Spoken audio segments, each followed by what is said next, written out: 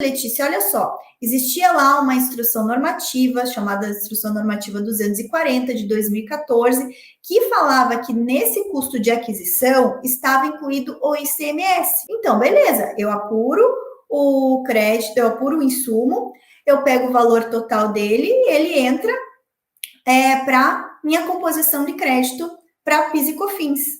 Ok. Só que essa IN, ela foi revogada pela Instrução Normativa 1911, lá de 2019, e na Instrução Normativa 1911 de 2019, não se falou mais nada sobre custo de aquisição, e se o ICMS integra esse custo de aquisição ou não.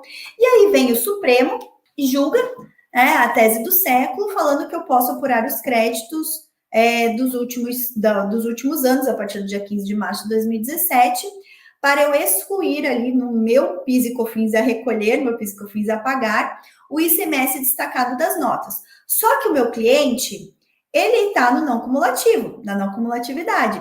E aí vai ter um impacto.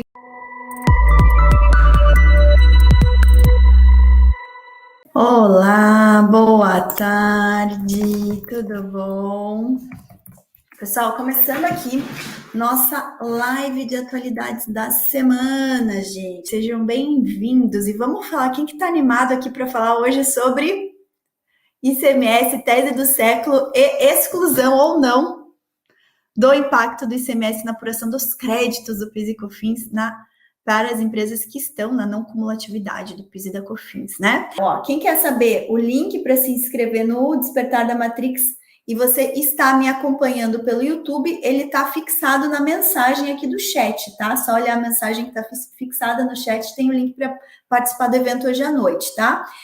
Quem está me vendo pelo Instagram do perfil do IBPT Educação, depois só olhar o link na bio. Mas é bem fácil, tributaristadofuturo.com.br/o Despertar da Matrix, ok? Daí vocês vão cair lá na página de inscrição do evento, tá? Elisângela entrando aí, a Pri também. Então vamos lá, gente, olha só para vocês saberem, para quem tá me vendo pela primeira vez, nunca participou de uma live de atualidades aqui, toda segunda-feira, às 13 horas, nós temos esse compromisso marcado, tá? Então, não é só porque hoje começa evento, não, gente, isso é compromisso semanal nosso. Toda segunda-feira, às 13 horas, a gente vem debater um tema de atualidades aí relacionado ao nosso mundo dos tributaristas, certo? Então, toda semana eu pego uma temática aí que eu acho que vai ser muito relevante para a carreira de vocês, para vocês se manterem atualizados, e a gente vem debater esse tema aqui, tá bom?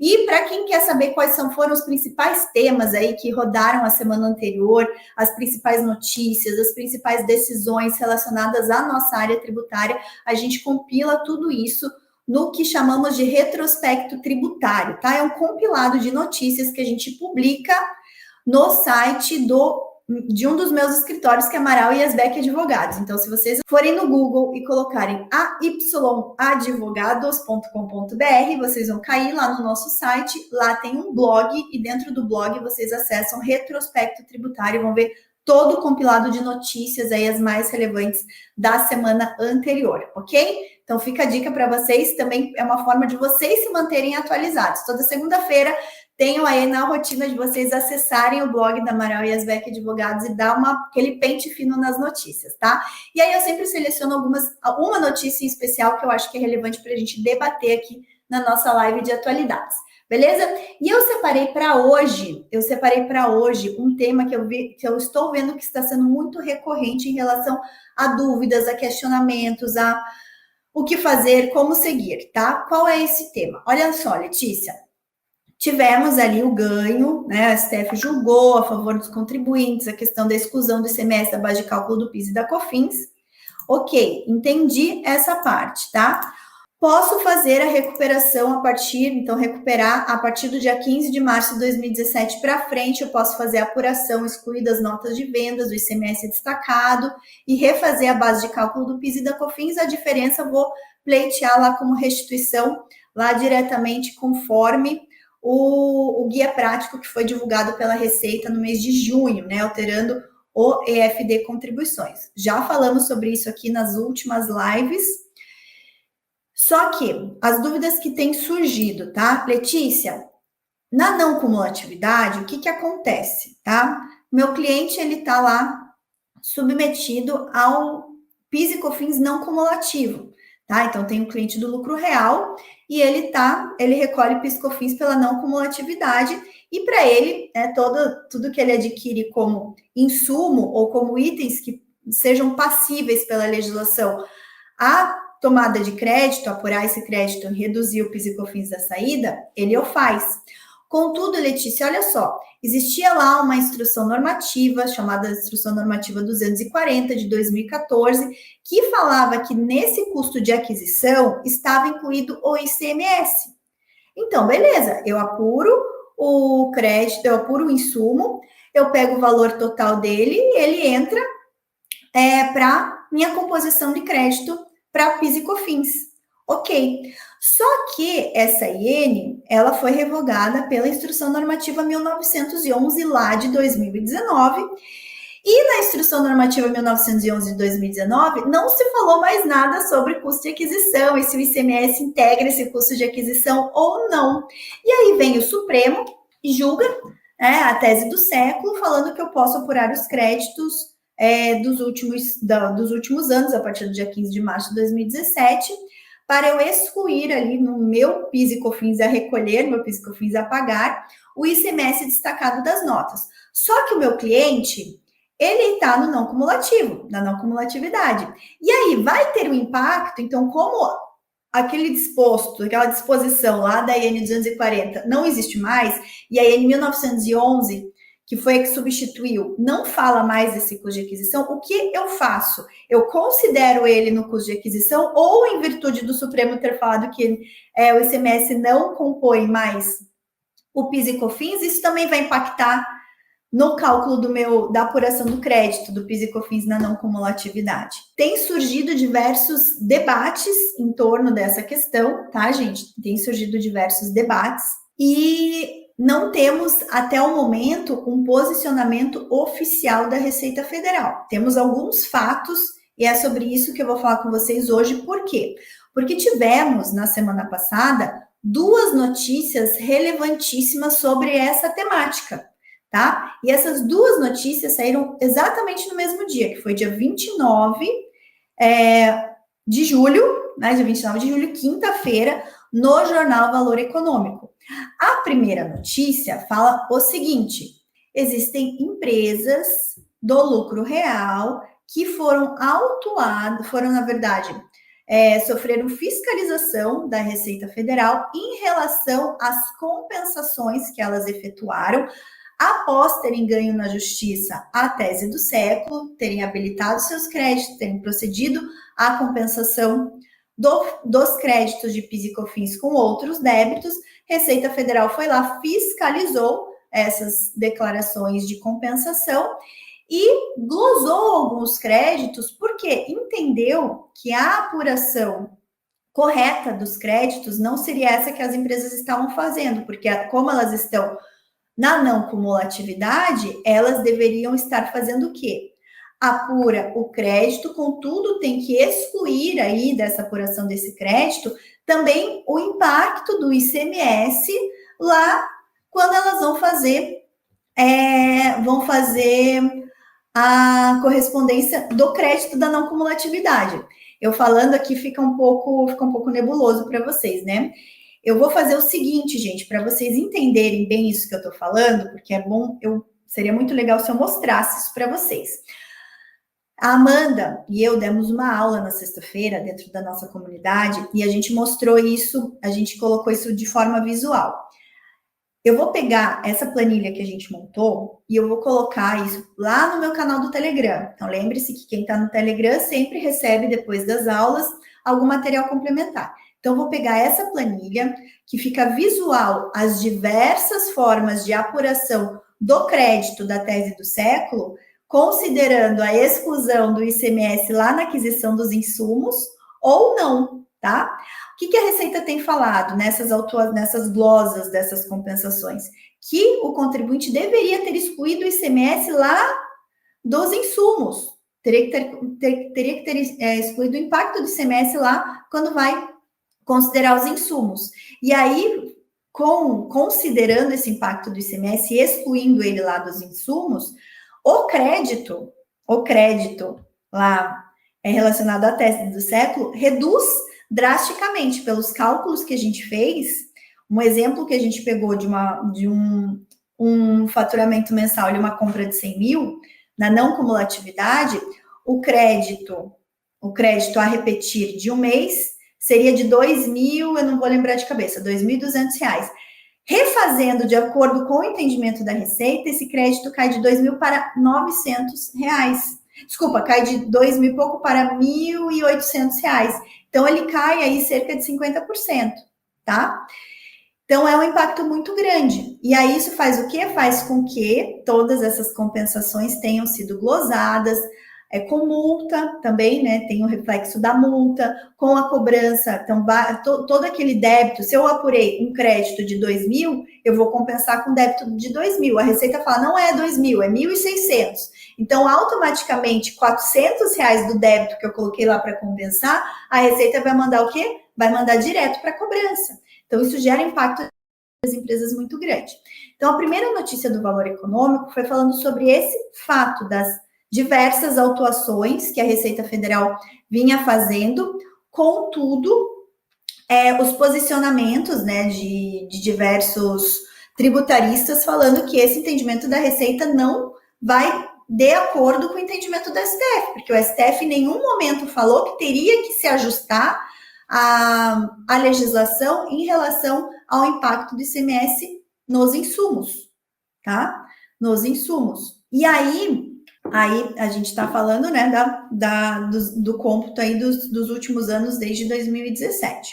E aí, no mesmo dia 29 de julho, saiu uma outra notícia, também no Valor Econômico, falando que a Receita Federal vai suspender todas as fiscalizações relacionadas à tese do século até que o Supremo publique o acórdão relacionado a esse tema 69, e aí, uma vez publicado o acórdão relacionado ao tema 69, o que vai acontecer?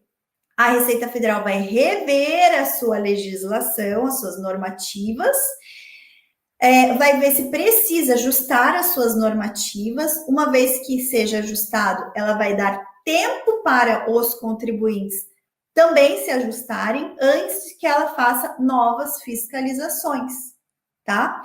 Então, a gente tem aí duas sinalizações da Receita. Uma, de que ela acha que o cálculo correto é justamente você excluindo esse ICMS aí das compras, das aquisições, dos insumos, tá? E aí, com essa exclusão, aí você vai fazer o cômputo do PIS e COFINS devido no mês, a diferença entre o recolhido, efetivamente, e o recalculado pela tese do século, é que efetivamente vai dar margem ao pedido de restituição de compensação na esfera administrativa, tá? E aí, então esse é o primeiro ponto, esse é o primeiro ponto. O segundo ponto só que agora a Receita não vai mais fiscalizar, ela vai aguardar o acórdão do Supremo ser publicado e daí vai rever a sua legislação, tá? E aí, gente, se a gente vai olhar a legislação do PIS e COFINS não cumulativo, qual é a legislação de base do PIS e COFINS não cumulativo? Lei 10.833 em relação ao COFINS não cumulativa e Lei 10.637 em relação ao PIS não cumulativo. Essas duas legislações são praticamente idênticas, tá? E aí, lá nos artigos 1º e 2º, tratam da apuração do PIS e COFINS a pagar. Contudo, o artigo 3º fala do crédito na não cumulatividade. Como que se calcula esse crédito para se reduzir aí do PIS e COFINS a pagar? E quando vai falar da apuração desse crédito, em nenhum momento a legislação fala que deve se excluir os tributos da aquisição, tá? Para reduzir aí essa base de cálculo, em nenhum momento. Então, o que os tributaristas, qual que é a conclusão que os tributaristas estão chegando? Olha, o Supremo nada falou em relação aos créditos, ele só falou que para fins do aproveitamento da tese do século a partir do dia 15 de março de 2017, tem que se excluir o ICMS das notas fiscais de venda, tá? E refazer a apuração e pedir os créditos. Nada disse o Supremo em relação ao reflexo disso para as empresas que estão na não cumulatividade. tá? Então, não poderia a Receita Federal inovar nesse sentido. Segundo ponto, se fosse ter que se considerar esse reflexo das compras, a legislação também teria que prever isso, também teria que ser ajustada, tá? E até internamente aqui no escritório a gente estava brincando que essa questão da exclusão do CMS das compras vai virar a segunda tese do século, né? Tanto que está dando pano para manga, vai virar a segunda tese do século. E aí, gente, o que mais que a gente já notou? Por que a Receita Federal está vindo com essa artimanha? Porque, num primeiro momento, não sei se vocês se recordam, mas o que estava sendo discutido até maio desse ano, quando o Supremo efetivamente julgou os embargos de declaração? O que estava sendo discutido era qual ICMS deveria ser excluído da base de cálculo do PIS da COFINS, se o ICMS destacado na nota ou se o ICMS efetivamente recolhido, tá? Por quê? Dá a diferença entre o efetivamente recolhido e o destacado na nota justamente em relação ao quê? À apuração dos créditos. Porque se você está destacando um valor na nota fiscal, não é efetivamente aquele valor que o contribuinte está recolhendo aos cofres públicos, porque se ele está na não cumulatividade, ele tem que também fazer a apuração não cumulativa. Se o Supremo quisesse que fosse excluído esse ICMS das aquisições, ele teria falado, não é o ICMS destacado nas notas, mas sim o ICMS efetivamente recolhido, assim como a Receita Federal queria, tá? Só que não foi isso que o Supremo falou. Aí a Receita Federal, como artimanha, ela trouxe segundo entendimento. Olha, tá bom, então é o destacado na nota. Contudo, para os contribuintes que estão na não cumulatividade, como há o reflexo do ICMS lá no insumo, eu vou o quê? Eu vou trazer uma outra legislação, que foi no caso lá em 2019, quando ele trouxe a IN 1911, para, de alguma forma, como eu perdi lá no Supremo, como naquela época eu poderia perder no Supremo, né, a Receita Federal pensando, eu, de alguma forma, reduzir o meu rombo nos cofres públicos, tá? E foi isso que ela fez agora. Como perdeu no Supremo, o Supremo definiu que é o ICMS efetivamente, o ICMS destacado nas notas e não efetivamente recolhido, ou ICMS a pagar, enfim, como vocês queiram nomeá-lo, a Receita vem com essa artimanha. Olha, mas na não cumulatividade é diferente, você tem que tirar ali o impacto do ICMS sobre as compras, tá? Por que ela veio fazer isso? Porque se a gente faz o cálculo entre o que ela queria antes, né, se fosse o ICMS efetivamente recolhido, ou o que ela estava justificando agora nessas autuações, que é o ICMS excluindo o ICMS sobre as aquisições, o impacto financeiro é exatamente o mesmo. Tá, exatamente o mesmo. E quando vocês forem olhar lá no Telegram a tabelinha que a gente montou, vai ficar bem claro isso para vocês. O impacto é exatamente o mesmo. Então, se ela tivesse ganho lá no Supremo, falando, não, esse ICMS é efetivamente recolhido, ela nem viria com nada dessa tese da exclusão do ICMS sobre as compras, porque para ela isso já teria esse efeito, tá? Já teria esse efeito. Como ela perdeu, agora está vindo com esse novo viés, tá? Conclusão que nós temos até agora, na visão dos tributaristas. O crédito correto é o crédito conforme o Supremo decidiu, excluindo apenas o ICMS sobre o ICMS destacado nas notas, independentemente de fazer exclusão sobre as compras, tá? Independentemente, ok? E aí, o que a gente vai fazer? A gente vai nesse momento, vamos apurando esse cálculo para os clientes. Aqueles clientes que queiram aguardar, a gente pode fazer o cálculo mais conservador, vamos pensar assim, de acordo com esse entendimento da Receita, e eventualmente depois pleitear uma diferença. Lembrando que sempre vai ter, até março do ano que vem, a gente está garantido nesse sentido, pelo menos, que não vai perder nada em relação à prescrição desses créditos, tá? Tem cliente que vai querer aguardar, não vai querer fazer agora. Tem até março para não prescrever os créditos, eu vou aguardar. Tem cliente que não, já vai confiar no ponto de vista do tributarista e vai entender que, o Supremo julgou assim, vamos fazer assim que, caso a Receita venha questionar, vamos dar margem para mais uma discussão judicial, tá? Então, a gente tem aí 3 cenários diferentes para analisarmos a partir de agora, ok? Pessoal, olha só, gostei aqui, estamos chegando quase 50 espectadores aí no YouTube, me acompanhando, muito bom, gente. Só que só temos 22 likes, cadê os outros 20 e tantos aqui, 26, 25, 26 espectadores? Estão conseguindo entender o que eu estou falando? Agora eu vou abrir para perguntas, tá bom? Vou abrir para perguntas de vocês. Eu vou ver aqui no YouTube, eu estou vendo que tem bastante comentário. Deixa eu ver o que vocês estão colocando aqui. Ó, o Carlos Alberto está falando, se a empresa não tem ação judicial e se retificar o FD contribuições a DCTF desde março de 2017, ganha os juros da Selic. Se não retificar, não tem juros da Selic. Afinal, a empresa é obrigada ou não a retificar FD contribuições a DCTF? Carlos, o meu entendimento é que ela é obrigada. Se você vai fazer totalmente administrativo o procedimento, você é obrigado, sim, a fazer conforme está lá no guia prático do FD Contribuições.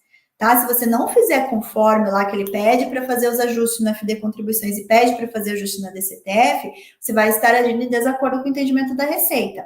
Mesmo fazendo as retificações, que eu sei que é trabalhoso fazer isso, pegar desde março de 2017 e trabalhar mês a mês, eu sei que é trabalhoso fazer isso. Já me perguntaram sobre sistemas, não vi nenhum sistema bom que faça isso de forma automatizada. Existem alguns sistemas no mercado, mas não nesse nível de detalhe, tá? Então, mais seguro ainda hoje é fazer em planilha do Excel, converter XML em arquivo do Excel e trabalhar dentro do Excel, tá? Em relação aos juros da Selic, quando você vai fazer as PERDECOMPs, que seria o teu processo depois, você vai sim atualizar pela Selic. Esse crédito ele vai ser atualizado pela Selic, tá bom? Ó, custo de aquisição com ICMS conforme o parecer normativo, CST 70 de 72 e a instrução 1911, artigo 167. Valor da operação que compõe ICMS, é isso mesmo? Aí que está a discussão, tá, Carlos? A IN 1911, ela não foi clara. Se você for pegar pelo histórico da legislação, o ICMS sempre vai compor o custo de aquisição, tá? A legislação, ela excluía o IPI, né? Mas o ICMS sempre compôs. A gente ainda entende que ele compõe, tá? Mas a Receita, isso que eu tô falando, a Receita Federal já está com entendimento diferenciado. Sem, para mim, no meu ponto de vista e de vários outros tributaristas, sem respaldo legislativo para esse entendimento. Ó, o Marcílio está falando, no caso de insumo. Marcílio, o insumo é o que é o mais corriqueiro, mas se a gente for pegar lá o artigo 3º da Lei 10.833 e da Lei 10.637, ele fala tudo que gera crédito, né? Todos os tipos de compras que geram crédito. Insumo é só um tipo, tá? Mas todos ali geram crédito e no entendimento da Receita teria que fazer o estorno do ICMS sobre todas essas aquisições que geram crédito, tá? E aí que tá o ponto do que a gente está discutindo. Deixa eu ver o que mais aqui. E lembre-se, gente, que crédito para fins da não cumulatividade de PIS e COFINS é diferente de crédito para fins da legislação do ICMS, tá? Aqui a gente está considerando crédito para fins da legislação do PIS e da COFINS. Carlos está falando assim, se a gente, na prática, se prosperar a tese da Receita, seria igual a COSIT 13. Exatamente isso que eu quis dizer para vocês, Carlos. É uma manobra da Receita Federal, porque ela perdeu no Supremo, ela querer resgatar, né, reavivar essa situação aqui agora, que ela já tinha colocado lá na COSIT 13. Por isso que se vier isso, realmente a Receita começar a glosar essas compensações, vai dar margem a uma segunda tese do século, porque vai ter muita discussão aí contra esse entendimento da Receita, tá? Ó, como medida preventiva, convém ingressar com ação judicial via mandado de segurança preventivo? Também ponderamos isso, tá, Carlos? Aí é muito... Pode ser, sim, uma saída, tá? Pode ser, sim, uma saída. Contudo, eu não... Como a Receita falou que ela não vai fiscalizar mais a partir de agora, vai esperar a publicação do acórdão, eu vejo que mesmo para mandado de segurança preventivo, a gente não teria o periculo in mora, né, nesse momento. Poderia até ter o fumus boni iuris, ou seja, o fumaça do bom direito, né, o argumento jurídico para entrar com mandado de segurança, mas não teria o periculo, porque a Receita já divulgou que ela não vai mais autuar isso nesse momento, tá? Inclusive, na notícia, se vocês forem olhar a notícia do Valor Econômico, ela fala que tem uma normativa interna, né? Interna que ela lá distribuiu para os auditores da Receita, falando parem de fiscalizar esse tema nesse momento, tá bom? Então, eu não vejo como necessário, nesse momento, o ajuizamento do mandado de segurança preventivo. Tá, a Poliana tá perguntando, falando que ela tá por fora dessa temática e se a empresa não tem ação, como proceder, tá? Poliana, é o seguinte, se a empresa não tem ação, ela tem dois caminhos. Um caminho é ir para fazer a restituição exclusivamente na via administrativa. O que temos de normativa até o momento é apenas o guia prático do FD Contribuições. Você, para buscar, ou você entra no meu canal do Telegram, porque eu já divulguei ele lá, mas daí você tem que dar uma resgatada nos históricos e lá nas mídias e tal, porque eu já, acho que já faz umas 2 semanas ou 3 semanas que eu divulguei esse guia prático lá. Ou você coloca no Google, Guia Prático FD Contribuições, e vê a atualização do mês de junho, se eu não me engano, do dia 18 de junho, tá? Então, esse é o primeiro caminho. Só que qual que é a problemática desse caminho? É realmente muito trabalhoso, porque você vai ter que trabalhar mês a mês ali com as apurações. Então, FD Contribuições mês a mês, DCTF, fazer todas as edificações. É mais trabalhoso, tá? É possível para não precisar mais de ação judicial. Existem empresas, e dependendo se é lucro real, que é um pouquinho mais trabalhoso, tem esses riscos da questão se considera crédito da entrada ou não, que têm optado por ter esse reconhecimento ainda na via judicial, ainda fazendo o mandado de segurança para reconhecer, né, o direito à exclusão do ICMS da base de cálculo do PIS e da COFINS, sem qualquer respaldo lá, sem fazer nenhuma exclusão em relação às aquisições, tá? E para que isso? Qual que é a vantagem ainda da ação judicial? Ela vai ter um trânsito julgado muito rápido, porque o Supremo já validou, então os tribunais têm que acatar o mesmo entendimento. E aí, uma vez que você está com o trânsito julgado, você consegue fazer o procedimento de habilitação do crédito na Receita. Uma vez o crédito estando habilitado, você não precisa fazer as retificações de DCTF e de EFD Contribuições. Você vai direto para a PERDComp. Então, é um caminho que pode fazer mais sentido, a depender do nível de complexidade das operações da empresa, tá? O Oswaldo está perguntando o modelo de planilha para fazer o mês a mês. Temos sim, Oswaldo. Para quem é meu aluno, lá, a gente já disponibilizou esse modelo de planilha lá dentro da comunidade, tá? É um cálculo relativamente simples. Na aula de sexta também tem aquele visual, aquela planilha visual que eu vou colocar lá para vocês no canal do Telegram para todo mundo que está me assistindo. Mas para quem é aluno, a gente já tem essa planilha sim, tá? É uma planilha do Excel. E aí eu não lembro se você estava na aula de sexta, Oswaldo, mas a Amanda fez detalhado, tá? Passo a passo, como que você tem que fazer a operacionalização da tese do século. Mas aí essa aula foi fechada para alunos, tá? Que mais, gente? Sim, a Luana está colocando uma questão interessante, tá? A partir de agora, em que todas as empresas já podem excluir o ICMS da base de cálculo do PIS e da COFINS, o meu fornecedor, tá? Então vamos pensar que eu sou uma empresa que eu estou na não cumulatividade, eu faço as aquisições. Se o meu fornecedor já está excluindo o ICMS, então eu já estou ganhando. Aí isso vai impactar muito na forma que as empresas vão precificar os seus produtos a partir desse momento, tá? Muitas empresas vão excluir o ICMS e vão ganhar na margem de lucro, muitas empresas não vão excluir o ICMS da base de cálculo e vão ganhar na competitividade, a depender do mercado de cada um. Algumas podem ampliar sua margem de lucro, algumas outras precisam ganhar mais competitividade, então vão reduzir seu preço de venda. E aí, quem está adquirindo, fazendo essa aquisição, já vai fazer aquisição sem esse impacto do ICMS. O que eu estou discutindo agora é em relação ao passado. Né? Em relação ao passado, sim, a gente tem essa dúvida como que fazemos o cômputo do cálculo da restituição, tá? Para a gente poder fazer essa restituição, essa repetição desse indébito que foi gerado por conta do tema 69, tá? Da tese do século. A Lilian está perguntando se o material já está na comunidade. Eu acredito que sim, Lilian. Já passei para a Wendy, ela ia subir tanto para os alunos do FTF como para os membros da comunidade, tá? Acredito que já esteja lá. Se não estava, ainda hoje ela vai disponibilizar, porque eu já estava conversando com ela hoje de manhã. A Poliana está perguntando se vai abrir vaga em breve para o curso. Poliana, olha só, deixa eu te falar O FTF, ele abre e fecha turma, né? Ele não fica vendendo o tempo todo. O FTF, para quem não sabe, gente, é o curso de formação de tributarista do futuro, tá? Eu vou abrir a 6ª turma do FTF no dia 9 de agosto, exatamente daqui uma semana. Então, quem tem interesse em ingressar na 6ª turma, já fica ligado, tá? Por quê? Porque no dia 9, o dia da abertura, quem tá ligado vai conseguir receber bônus extras e uma condição mais, né, é melhor do que os outros que não estão tão ligados assim, para ingressar no curso, tá? Então fiquem ligados, quem estiver acompanhando o Despertar da Matrix também vai ser comunicado sobre isso lá, tá? A gente vai fazer essa comunicação provavelmente no final da semana. Quem está na lista de espera também fica ligado, porque hoje vocês vão receber uma ligação minha, já tenho toda a lista da galera que está na lista de espera, porque vocês vão receber a oferta, né, o link para se matricular antes de todo mundo, porque vocês já colocaram o nome lá na lista de espera.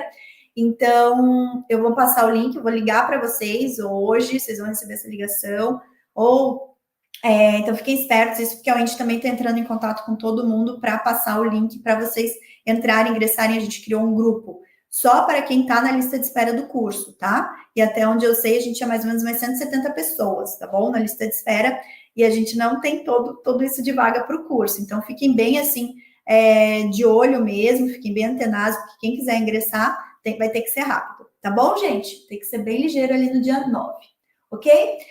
Pessoal, olha só, antes da gente finalizar, primeiro, obrigada por todas as participações de vocês, muito obrigada, eu sei que é um tema que interessa todo mundo agora, porque realmente é a chance, né, da gente auxiliar as empresas, da gente, olha o que a tese do século trouxe de oportunidades para a gente, tá? Isso vocês que estão aqui me acompanhando, depois eu vou acabar repetindo algumas coisas na aula da noite também, mas olha só, tese do século nos trouxe a possibilidade de a gente oferecer um serviço de compliance para fazer os ajustes passados, tá?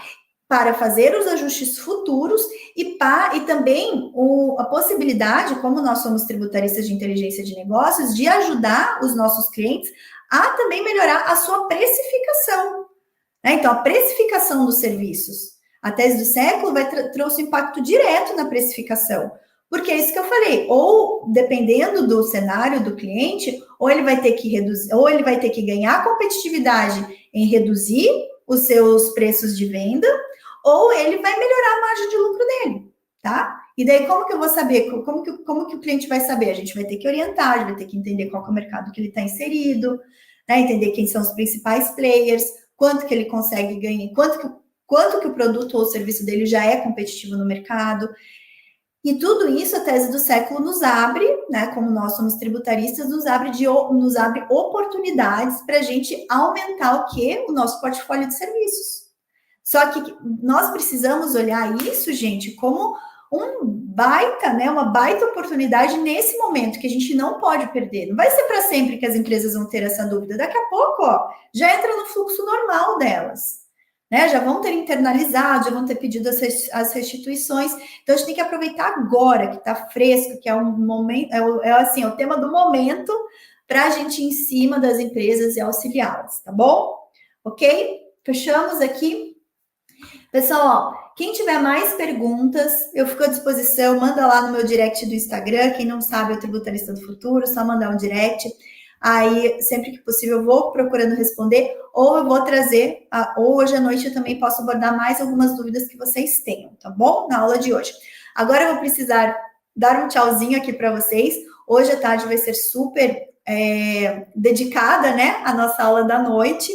Então, tem pessoal que vai estar trabalhando aqui no escritório para preparar o melhor ambiente para vocês, eu revisando o material da aula de hoje, também tem o fluxo do escritório, né? A gente também está aí no dia a dia, então tem fluxo do escritório, e agora eu preciso entrar lá com o meu pessoal da comunidade também, porque toda segunda-feira, depois que eu acabo aqui, eu entro lá com eles para a gente debater os outros temas relevantes da semana. Tá bom, gente? Então, espero vê-los vocês na próxima segunda, para a próxima aula de atualidades, e hoje à noite, em especial, para o nosso Despertar da Matrix, às 20h13, tá bom?